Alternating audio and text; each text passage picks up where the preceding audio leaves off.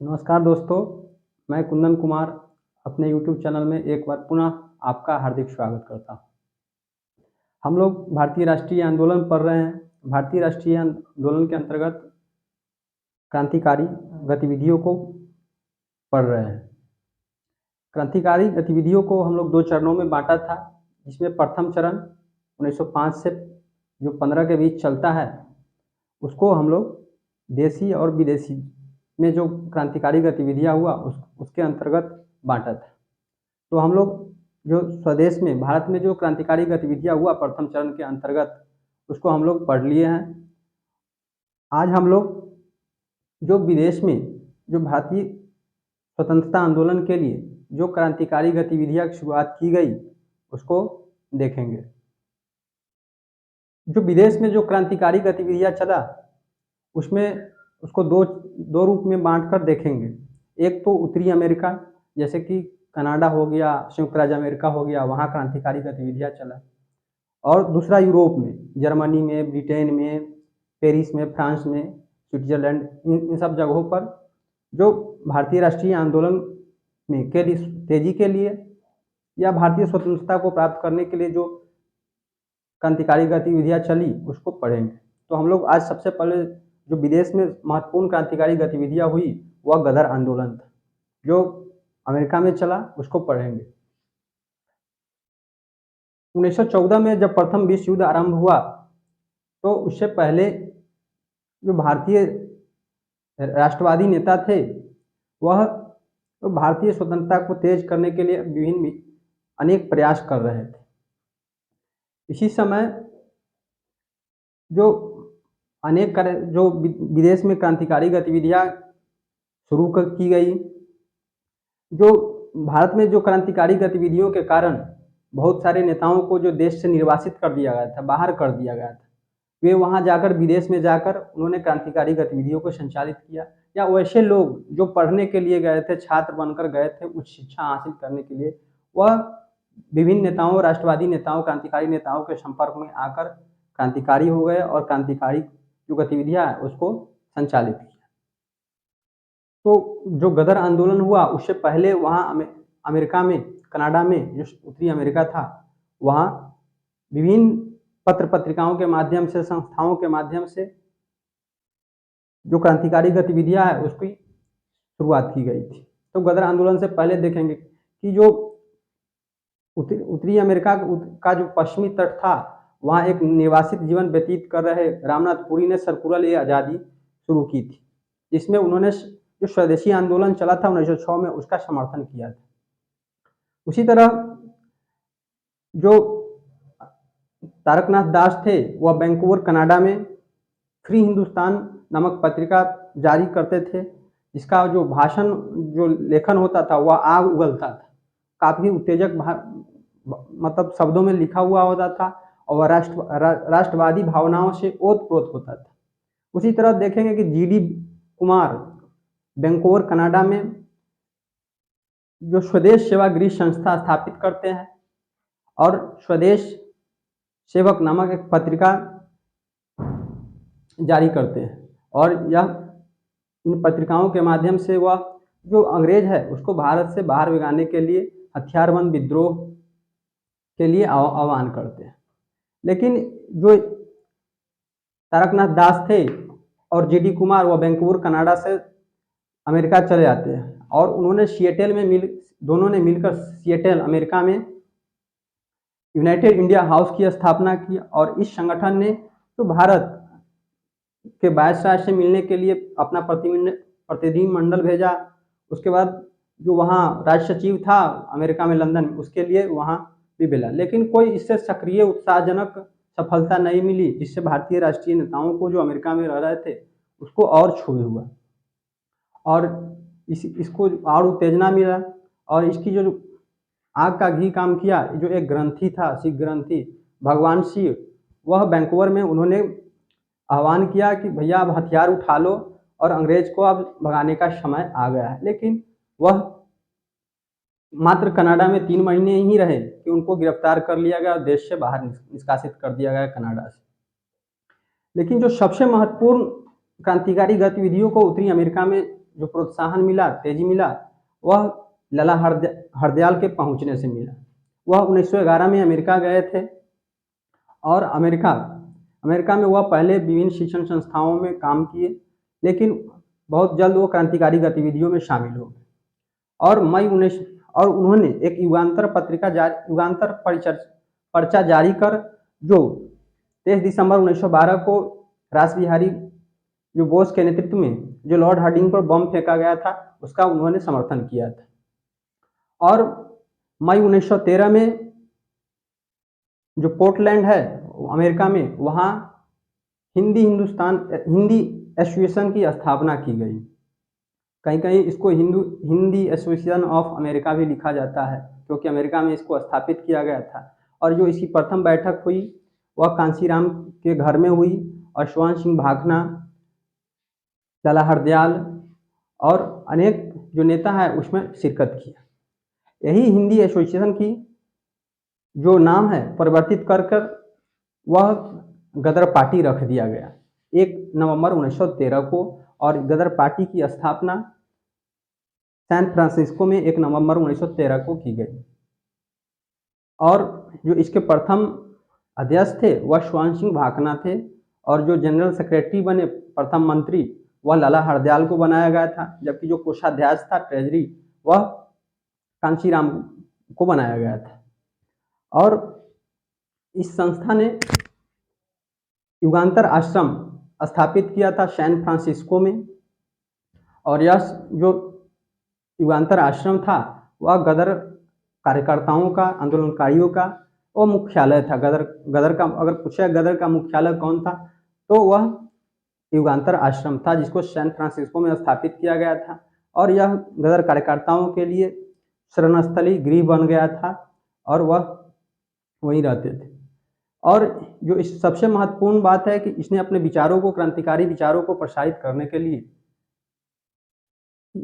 युगांतर नामक पत्रिका, साप्ताहिक पत्रिका जारी की 1 नवंबर 1913 को, जिसका प्रथम अंक उर्दू में छपा था। और फिर बाद में 9 दिसंबर 1913 को यह गुरुमुखी भाषा में भी छपने लगा। जैसा कि नाम से ही गदर नाम था, स्पष्ट था। गदर क्या है कि जो अंग्रेज है उसके जो कानून व्यवस्था है उसको पूरी तरह से उसको ना मानना, उसको यहाँ से भगा देना। गदर उसके मतलब एक विधि विरुद्ध कार्रवाई कर देना, विद्रोह कर देना, यही गदर था। तो गदर नाम से ही स्पष्ट हो जाता था कि इसका क्या उद्देश्य है।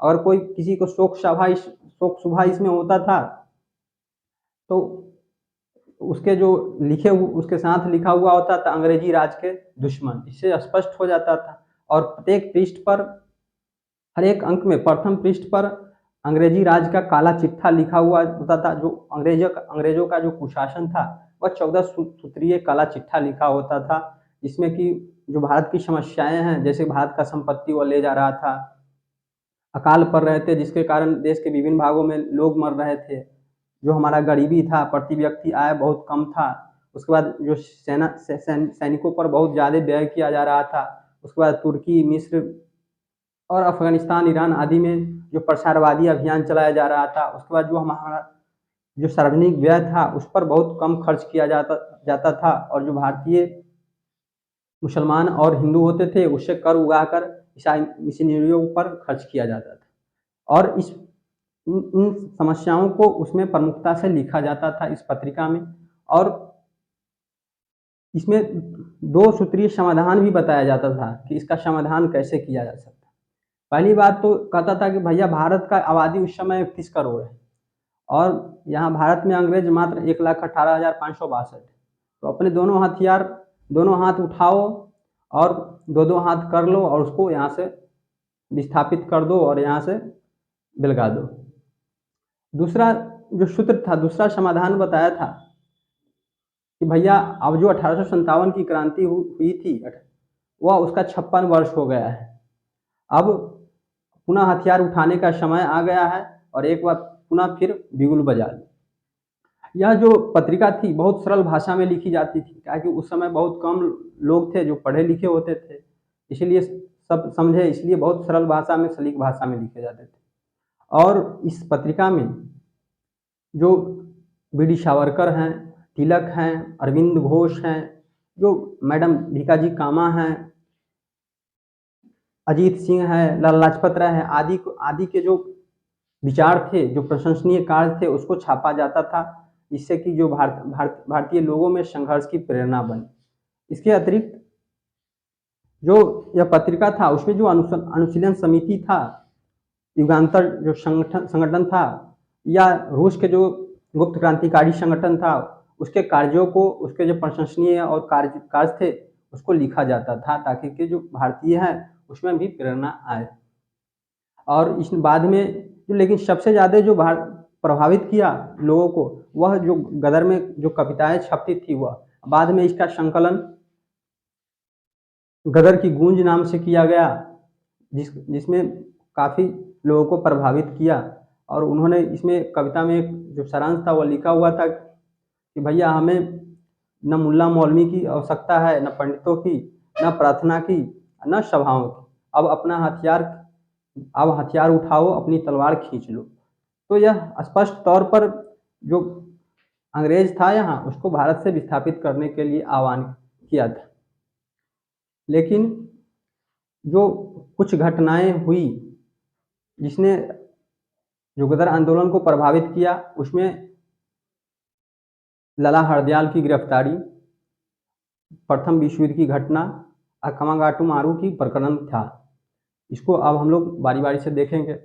जैसे क्रांतिकारी गतिविधियों के कारण जो लाला हरदयाल इसके मुख्य नेतृत्वकर्ता थे, उनको 25 मार्च 1914 को गिरफ्तार कर लिया अराजकतावादी गतिविधियों के कारण। और वह फिर जमानत से बाहर हुए तो वह देश से उनको अमेरिका से निष्कासित कर दिया गया। वह जिनेवा चले गए, उसके बाद फिर वहाँ जर्मनी चले गए, और जो गदर आंदोलन था, एकाएक उनका नेतृत्व मिलना बंद हो गया। अब बताओ, जो दूल्हे भाग गया तो बताओ उसका क्या असर होगा, तो आप समझ ही सकते हैं। दूसरा जो महत्वपूर्ण घटना जो गदर आंदोलन की रणनीति को प्रभावित किया, वह था कमागाटा मारू प्रकरण। क्या है कमाटा मारू? यह जो प्रकरण है पूरा, वह कनाडा में भारतीयों को प्रवेश को संबंधित था। कमागाटा मारू एक जापानी जहाज था, जिसको पंजाब के एक क्रांतिकारी, जो कि उस वक्त सिंगापुर में ठेकेदार या कॉन्ट्रैक्टर थे, जिन्होंने दक्षिण पूर्व एशिया या पूर्व एशिया में रह रहे भारतीयों को कनाडा ले जाने के लिए एक जापानी कंपनी से भाड़े पर किराए पर लिया था। लेकिन जो यह जहाज है कमागाटा मारू, वह जापान वहाँ उसे कनाडा पहुँचने से पहले ही उसे विभिन्न स्थलों से गुजारा गया था। जैसे जापान के योकोहामा में ठहरा, जहाँ वहाँ गदर आंदोलन के कार्यकर्ताओं ने उत्तेजक भाषण दिए, पर्चाएं बटी, सभाएं की। लेकिन इस जहाज को कनाडा सरकार ने अपने जल क्षेत्र में प्रवेश करने की, बंदरगाह पर उतरने नहीं दिया, क्योंकि जो कनाडा में एक कानून था, प्रवासी कानून, वह वैसे ही व्यक्तियों को अब कनाडा में प्रवेश देता था जो सीधे भारत से गया हो। लेकिन उस वक्त कोई ऐसी नौवहन परिवहन व्यवस्था नहीं थी जो सीधे भारत से कनाडा जाता। तो फिर क्या हुआ कि उसको वहाँ वैंकूवर में उसको नहीं, बंदरगाह पर नहीं उतरने दिया, और ब्रिटिश सरकार के आदेश पर उसको फिर कलकत्ता लाया गया। कलकत्ता बजबज में लाया गया 27 सितंबर 1914 को। और इस घटना से जो भारतीय थे काफ़ी विक्षुब्ध थे, और बहुत से लोग जो वहाँ पुलिस थे उस पर प्रहार कर दिया। बहुत सारे लोग, 22 लोग मारे गए, कुछ 202 लोग कुछ बंदी बना लिए गए, और कुछ फरार हो गए। तो यह कमागाटा मारू प्रकरण था। और जो यहाँ जो कनाडा में इनको प्रवेश नहीं दिया गया था, वह यात्रियों के अधिकार के लिए जो रहीम हुसैन, सुहन सिंह पाठक और बलवंत सिंह के नेतृत्व में एक जो शोर कमेटी, तटीय कमेटी गठित किया गया था नागरिकों के अधिकार के लिए। और इस जो यात्री थे उसके समर्थन के लिए स्वर्ण सिंह भाकना, भगवान सिंह और बरकतुल्ला आदि ने अमेरिका में भी आंदोलन चलाकर उनका समर्थन किया था। तो यह था कमांगा मटारू प्रकरण। और इसी वक्त देखेंगे कि एक सिंगापुर क्रांति भी घटित हुई, क्योंकि याशुमारा नामक एक जहाज था जिसके माध्यम से जो गदर के कार्यकर्ता है वह भारत आ रहे थे। लेकिन जो सिंगापुर में रुका तो जो गदर के एक नेता थे परमानंद, उन्होंने काफ़ी उत्तेजक भाषण दिया, जिससे जो ब्रिटिश में जो भारतीय सैनिक सिंगापुर में थे उसमें अपने राष्ट्र के प्रति जुझारूपन आया, उसको अपने राष्ट्र के प्रति बोध आया, राष्ट्रीय चेतना बनने लगा। और सिंगापुर लाइट इन्फेंट्री के सैनिकों ने उनके भाषण से प्रेरित होकर वह अंग्रेजों के खिलाफ विद्रोह कर दिया और उसके जो सैनिक अड्डे थे उस पर कब्जा कर लिया, तिरंगा झंडा फहरा दिया। और यह जमदार चिश्ती खां और उंडे खां के नेतृत्व में सिंगापुर विद्रोह किया गया था। और लेकिन जो बम्बई और मद्रास से ब्रिटिश सैनिकों को वहां भेजे जाने के कारण यह विद्रोह को दमन कर दिया गया और बहुत सारे जो क्रांतिकारी सैनिक नेता थे उसको गिरफ्तार कर लिया गया, बहुत को फांसी दे दी गई।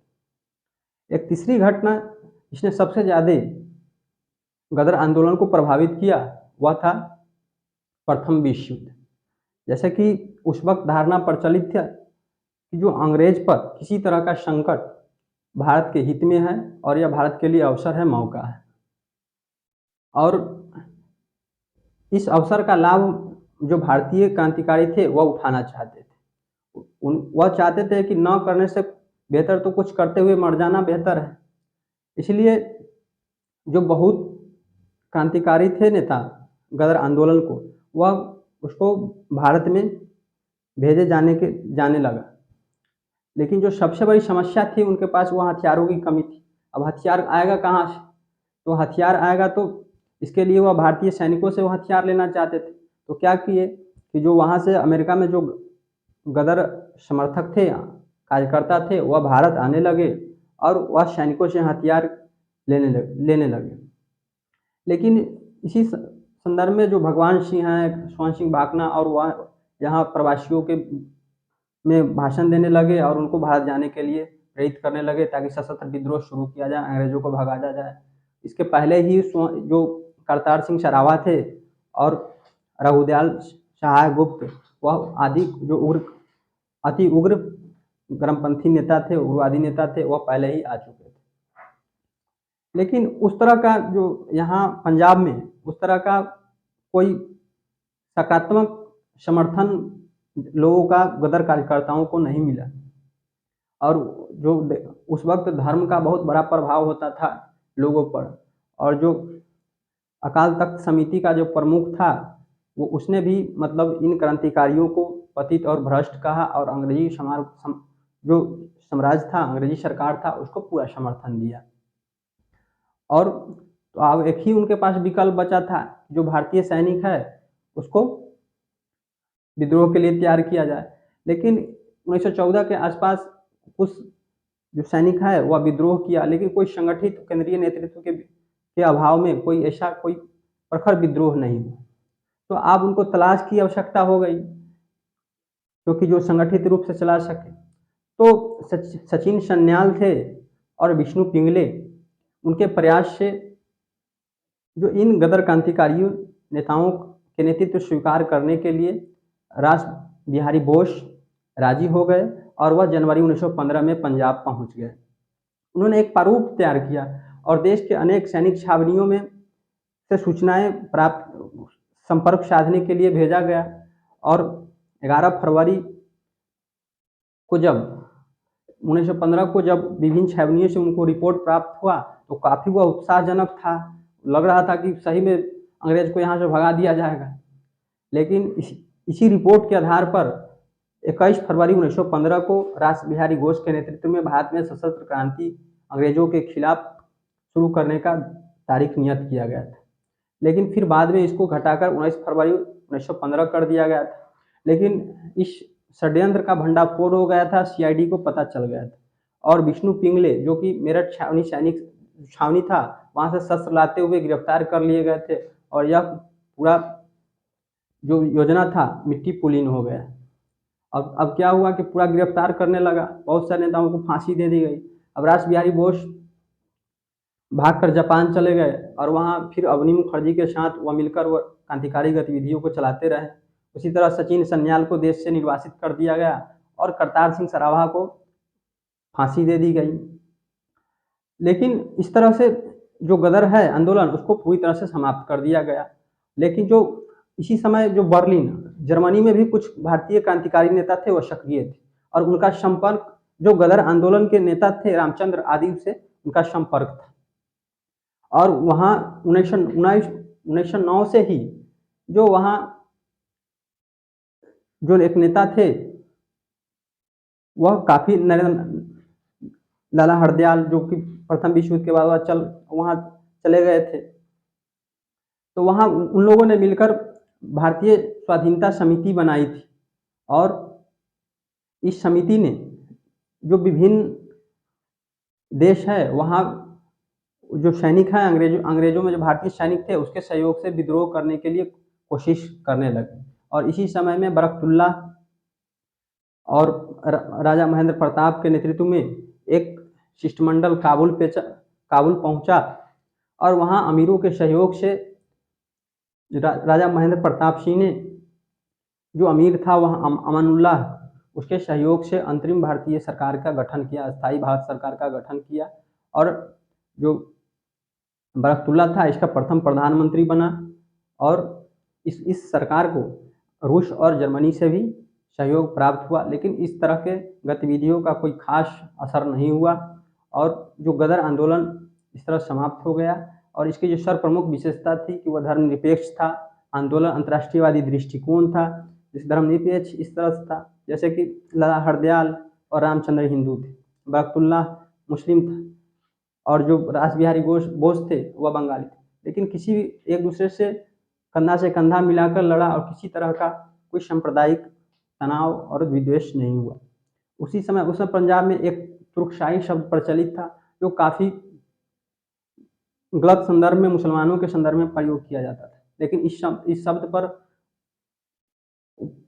जो उपयोग है उसको प्रतिबंधित कर दिया गया। उससे अपील किया गया कि लोग इस तरह का शब्द का इस्तेमाल नहीं करें, हम दोनों मिलकर लड़ रहे हैं हिंदू मुसलमान, इसलिए इस तरह का शब्द का प्रयोग नहीं किया जाए। उसी तरह देखेंगे कि जो वहाँ जो धार्मिक सिखों का जो नारा है अकाल तख्त श्री, उसको न उपयोग कर वंदे मातरम को सलाम के रूप में इस्तेमाल किया जाने लगा। तो इन सब घटनाओं से क्या दिखाता है कि वह धर्मनिरपेक्ष नहीं था। लेकिन इन सब घटनाओं से यह आंदोलन काफ़ी तेज चला, लेकिन जो कुछ इसको सक्रिय नेतृत्व, जो योग्य नेतृत्व है वह नहीं मिल सका जो प्रभावी रूप से चलाता। कोई ऐसा प्रभावी संगठन भी नहीं बना जो चलाता और कुछ प्रथम विश्व युद्ध की घटनाओं ने इसको उस तरह से लाभान्वित, उस तरह से सफल होने नहीं दिया। इस तरह से हुए। आइए हम लोग देखते हैं क्या पूछता है। जैसे विदेश में क्रांतिकारी गतिविधियां हुआ था। एक उत्तरी अमेरिका में, इसको दो चरणों में बांटे थे, दो भागों में बांटे। उत्तरी अमेरिका में जैसे कनाडा, अमेरिका आदि में संचालित हुआ, दूसरा यूरोप में। यूरोप को हम अगले वीडियो में देखेंगे। तो गदर से कुछ पहले क्रांतिकारी गतिविधियों के बारे में नाम पूछा जाता है। तो पत्रिका पहले एक सर्कुलर आज़ादी पत्रिका था। यह रामनाथ पुरी के द्वारा संचालित किया जाता था। सर्कुलर आज़ादी पत्रिका पूछेगा, सर्कुलर आज़ादी पत्रिका किसने जारी किया? तो रामनाथ पुरी। यह कहाँ से जारी करते थे? अमेरिका से। और यह इन्होंने 1906 में जो स्वदेशी आंदोलन चला था उसका समर्थन किया था। फिर जो फ्री हिंदुस्तान एक पत्रिका थी जो तारकनाथ दास के द्वारा संपादित किया जाता था और यह कहाँ? वैंकूवर कनाडा से जारी किया जाता था।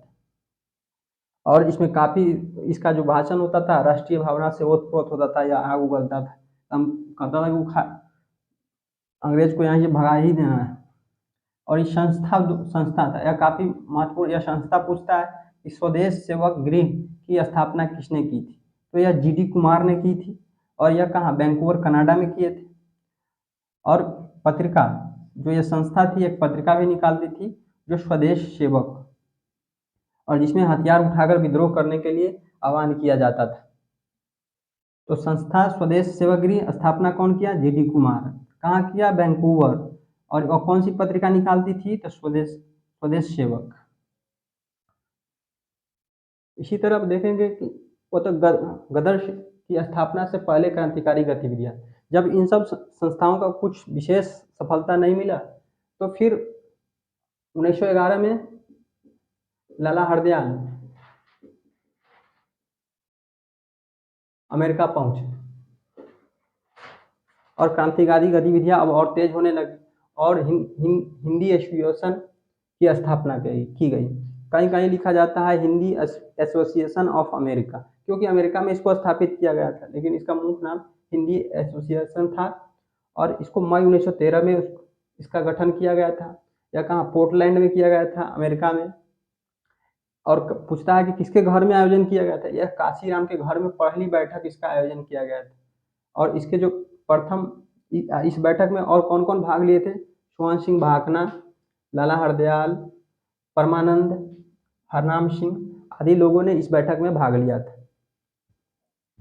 अब यही देखेंगे कि जो हिंदी एसोसिएशन है वह गदर, उसका नाम परिवर्तित कर गदर कर दिया जाता है 1 नवंबर 1913 को। तो पूछेगा कि हिंदी एसोसिएशन की परिवर्तन कर किस संगठन की स्थापना किया गया था? तो गदर नामक उसको परिवर्तित कर अब गदर कर दिया गया और यह 1 नवंबर 1913 को इसकी स्थापना की गई। और इसका पूछेगा स्थल, पूछता है कि कहाँ स्थापित किया गया था? तो सैन फ्रांसिस्को अमेरिका में किया गया था। और जो गदर पार्टी है इसका जो प्रथम अध्यक्ष थे वह स्वर्ण सिंह भाकना थे। पूछता है कि गदर पार्टी के प्रथम अध्यक्ष कौन थे? तो स्वर्ण सिंह भाकना थे। और प्रथम मंत्री इसको जनरल सेक्रेटरी भी थे।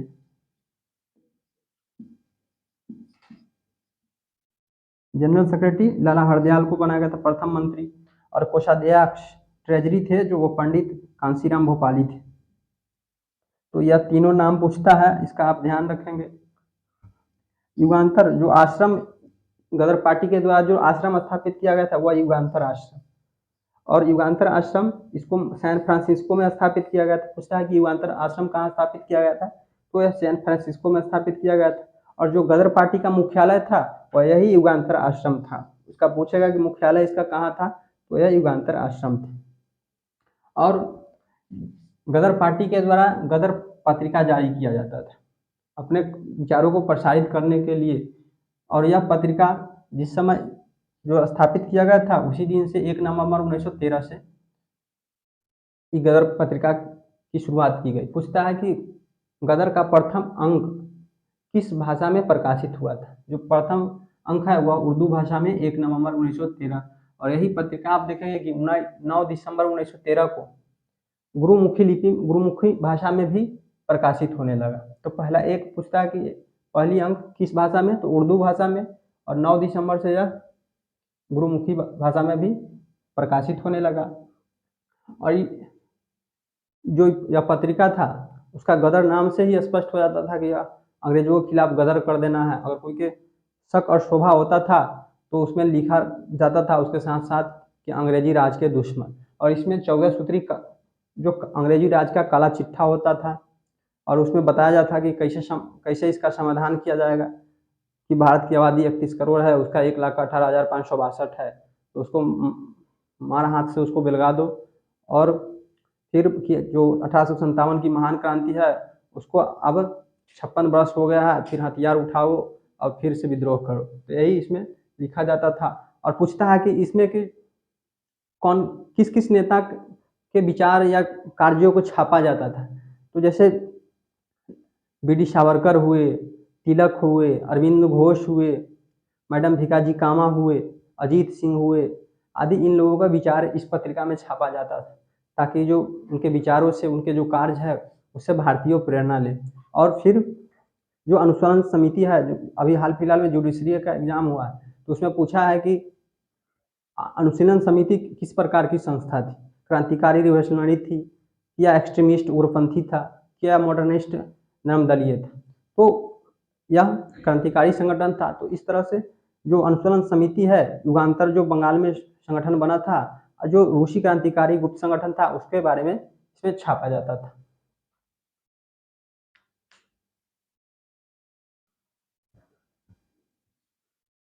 जैसे कि गदर के जो रणनीति है, भावी रणनीति, उस पर 3 घटनाओं का महत्वपूर्ण प्रभाव था। पहला, लाला हरदयाल की गिरफ्तारी, दूसरा जो गाटामारू प्रकरण था, और तीसरा जो प्रथम विश्व युद्ध था उसका। तो लाला हरदयाल की गिरफ्तारी 25 मार्च 1914 से में अमेरिका में उनको अराजकतावादी गतिविधियों के कारण हो गया था। पूछता है कि लाला हरदयाल की जो अमेरिका में गिरफ्तारी के बाद जमानत मिलने के बाद वह कहाँ चले गए? तो वह जिनेवा स्विट्जरलैंड चले गए थे। उसके बाद वह जर्मनी चले गए थे, और जर्मनी जाकर वो अपने साथियों के साथ वो भारतीय स्वाधीनता समिति, इंडियन इंडिपेंडेंस लीग स्थापित करते हैं। भारतीय स्वाधीनता समिति पूछता है यह कि इसकी स्थापना किसने की थी? तो इसकी स्थापना जर्मनी के सहयोग से इन्होंने भारतीय स्वाधीनता समिति की स्थापना की थी, और यह काफ़ी चर्चित है। 1914 की घटना है। एक जो कमागाटामारू है, या कमागाटामारू, वह एक जापानी जहाज का नाम था, और इस जापानी जहाज को किराए पर कौन लिया था? तो गुरदीप सिंह ने लिया था। पूछता है कि कमागाटामारू क्या था? तो एक जापानी जहाज था जिसको किराए पर कौन लिया था? तो गुरदीप सिंह ने लिया था। और ये पूछता है गुरदीप सिंह कहाँ के थे? तो पंजाब के थे, और लेकिन उस वक्त कहाँ रह रहे थे? वह सिंगापुर में रह रहे थे, और वहाँ ठेकेदार कॉन्ट्रैक्टर थे, ठेके पर काम करने वाले थे, लोग थे। तो यह सिंगापुर के थे, और यह सिंगापुर से वैंकूवर के लिए जो दक्षिण और पूर्व एशिया में जो भारतीय प्रवासी रह रहे थे उसको वहाँ ले जा रहे थे, ताकि वहाँ से आराम से सुखमय जीवन बिता सके, और बाद में जो स्वतंत्रता आंदोलन है उसमें भाग ले सके। तो यह सिंगापुर से वैंकूवर ले जा रहे थे। कितने यात्रियों की उस जहाज में ये ले जा रहे थे? पूछता है कितने यात्री थे? तो 376 थे। यात्रियों की संख्या 376 थी। लेकिन जब वहाँ उतरने नहीं दिया गया वैंकूवर कनाडा में, तब इसके जो जो यात्रियों के अधिकार के लिए एक शोर कमेटी गठित की गई, और यह शोर कमेटी, जिसको कि तटीय कमेटी भी कहा जाता है, वह हुसैन रहीम, सोहनलाल पाठक और बलवंत सिंह के नेतृत्व में गठित किया गया। यह पूछता है कि यात्रियों के अधिकार के लिए किस समिति का गठन किया गया? तो शोर कमेटी का, तटीय समिति का। और पूछता है कि यह किसके नेतृत्व में, या कि इसके सदस्य कौन कौन थे? यह पूछता है। तो हुसैन रहीम, सोहनलाल पाठक और बलवंत सिंह, इसको आप याद रखिएगा।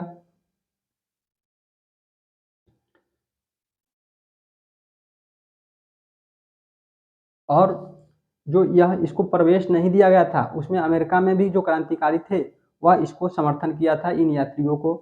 तो यह अमेरिका में इसको समर्थन किया था। यह भगवान सिंह, वहाँ के जो क्रांतिकारी थे अमेरिका में, बरकतुल्ला, रामचंद्र और सोहन सिंह। भगवान सिंह, बरकतुल्ला, रामचंद्र और सोहन सिंह, इन लोगों ने वहाँ क्रांतिकारी गतिविधियों के माध्यम से जो इन यात्रियों को कनाडा में उतरने नहीं दिया गया था, प्रवेश नहीं करने दिया गया था, उसके खिलाफ उन्होंने वहाँ कई कार्य किए, और वहाँ लोगों को आह्वान किया कि अब हथियार उठाने का समय आ गया है। इन लोगों ने क्या किया? और यह जहाज जब यह जहाज वैंकूवर से याकोहामा जापान पहुंचा, उसी समय प्रथम विश्व युद्ध शुरू हो गया था। अब प्रथम विश्व युद्ध शुरू हो गया था, कनाडा अब किसका, अंग्रेज के आदेश मानने लगा थोड़ा सा। और फिर क्या हुआ कि अंग्रेजी सरकार के आदेश पर जो यह जहाज था कमागाटामारू, उसको वैंकूवर से कलकत्ता लाया गया, और कहीं भी किसी भी यात्रियों को नहीं उतरने दिया गया उस नाव से। और यह कहाँ बजबज लाया गया था। पूछता है कि अब पहले तो पूछता है कि वह कनाडा से कहाँ लाया गया था? तो कलकत्ता। कभी कभी पूछता है कि कलकत्ता में किस बंदरगाह पर कहाँ या किसके पास उतारा गया था?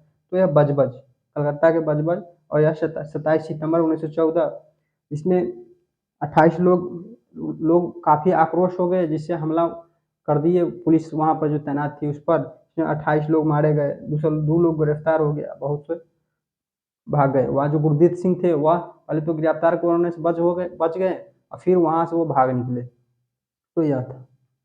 अब तीसरा जो गदर आंदोलन को सबसे ज़्यादा प्रभावित किया वह था प्रथम विश्व युद्ध।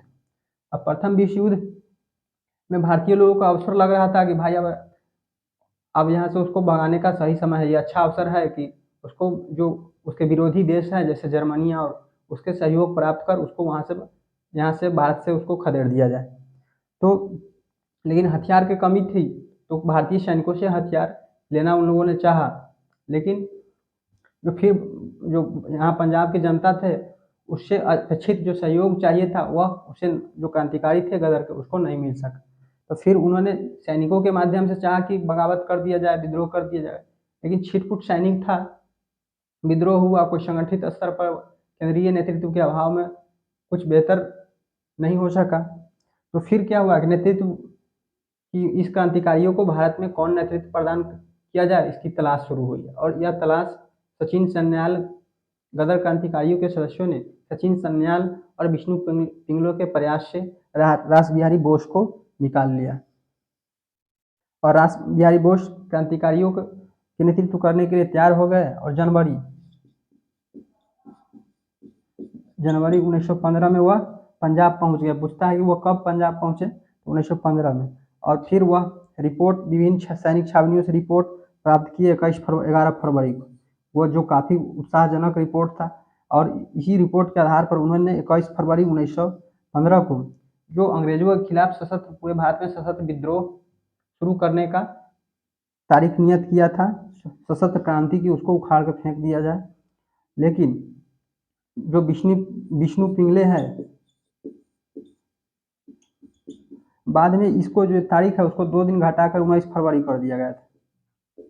अब बाद में यह विष्णु पिंगले थे जो मेरठ छावनी से हथियार ला रहे थे, उस वक्त पकड़ा गया।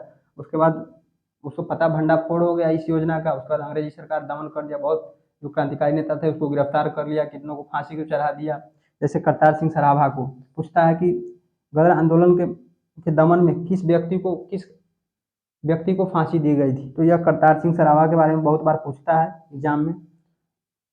यह अति उग्र नेता थे, और यह रास बिहारी बोस गिरफ्तारी होने से बचने के लिए वो जापान चले गए, जहाँ वहाँ अवनी मुखर्जी के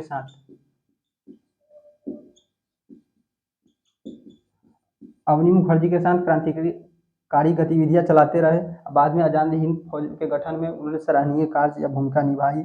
और जो सचिन सन्याल थे उनको देश से बाहर निकाल दिया गया, इनको तो विष्णु पिंगले के गिरफ्तार ही कर लिया गया। और बीच में एक सिंगापुर क्रांति होती है। यह जो गदर के सदस्य थे वह तोशामारू नामक जहाज से भारत आ रहे थे, और सिंगापुर में जब यह जहाज रुका तो जो भाई परमानंद थे उत्तेजक भाषण दिया।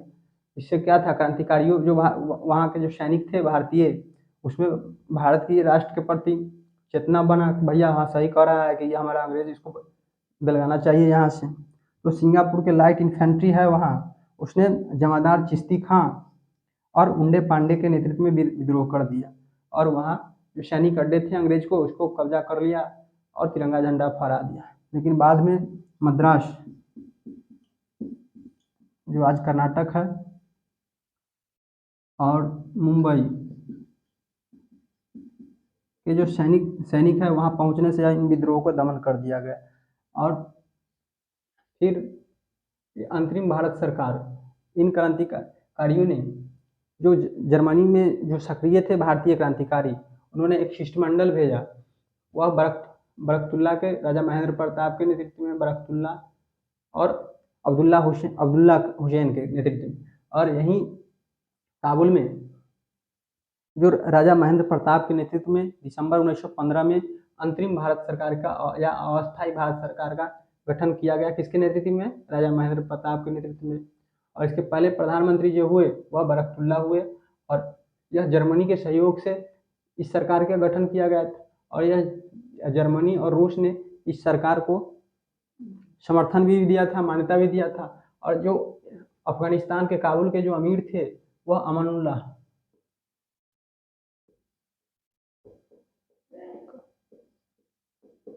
खान ने इसका सहयोग प्रदान किया था। तो यही क्रांतिकारी गतिविधियां है। अगले वीडियो में हम लोग जो यूरोप में क्रांतिकारी गतिविधियां चला उसको पढ़ेंगे। अतः हमारा क्लास है बेहतर लगे, अच्छा लगे तो आप हमें ज़्यादा से ज़्यादा सब्सक्राइब करें, शेयर करें, कमेंट करें। जय हिंद।